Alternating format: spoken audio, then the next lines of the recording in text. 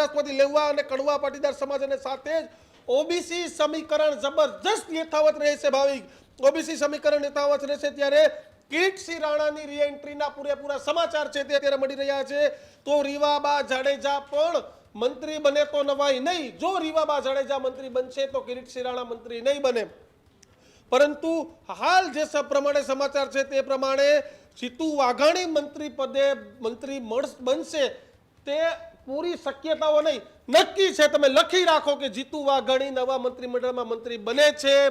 અને બને છે આ સૂત્રો કહો કે અમને મળેલી કન્ફર્મ માહિતી કરો પરંતુ બાકીના જે લેવા પટેલ છે જો તેની વાત કરવામાં આવે તો જયેશ રાદડિયા અને કૌશિક વેકરિયા સૌરાષ્ટ્રના સૌથી બંને દિગ્ગજ નેતા આ એ કૌશિક વેકરિયા કે જેને અમરેલીમાં જે કોંગ્રેસનો એક સમય દબદબો હતો 2017માં 5માંથી 5 બેઠક પર કોંગ્રેસનો વિજય થયો હતો 2022માં કૌશિક વેકરિયા અમરેલી જિલ્લાને વ્હાઇટ વોશ કરવામાં સફળ રહ્યા અને 5 બેઠક પર ભાજપનો વિજય થયો જિલ્લા ભાજપના પ્રમુખ હતા કૌશિક વેકરિયા તો હવે તેને બનાવે છે કે નહીં જયેશ રાદડિયા મંત્રી બને કે નહીં પૂરી શક્યતાઓ છે પરંતુ એક તમને કહું કે જયેશ રાદડિયાને જ્યારે જવાબદારી આપવામાં આવી હતી વિસાવદરની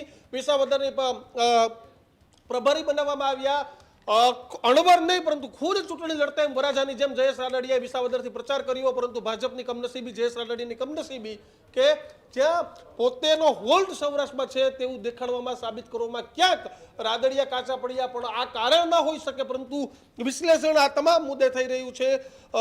બંને લેવા પાટીદાર સમાજના દિગ્ગજ નેતા છે વાત કરીએ કડવા પાટીદારની તો બે દિગ્ગજ નેતાઓના નામની એન્ટ્રી થઈ છે કાંતિ અમૃતિયા અને તેની સાથે સંજય કોરડિયા એક છે જુનાગઢથી બીજું છે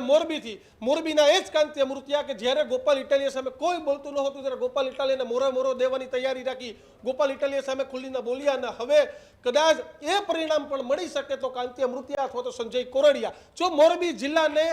નજરઅંદાજ કરવાની વાત ના આવે તો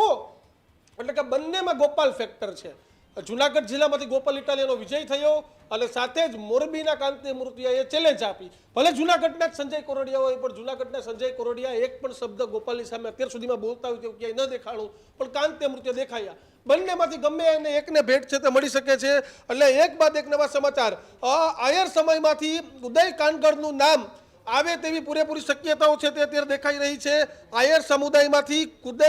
કાનગડ છે તેની એન્ટ્રી થાય તો મુળુ બેરાની બાદબાકી નક્કી માનવામાં આવી રહી છે મુળુ બેરા છે તે મંત્રી નહીં રહે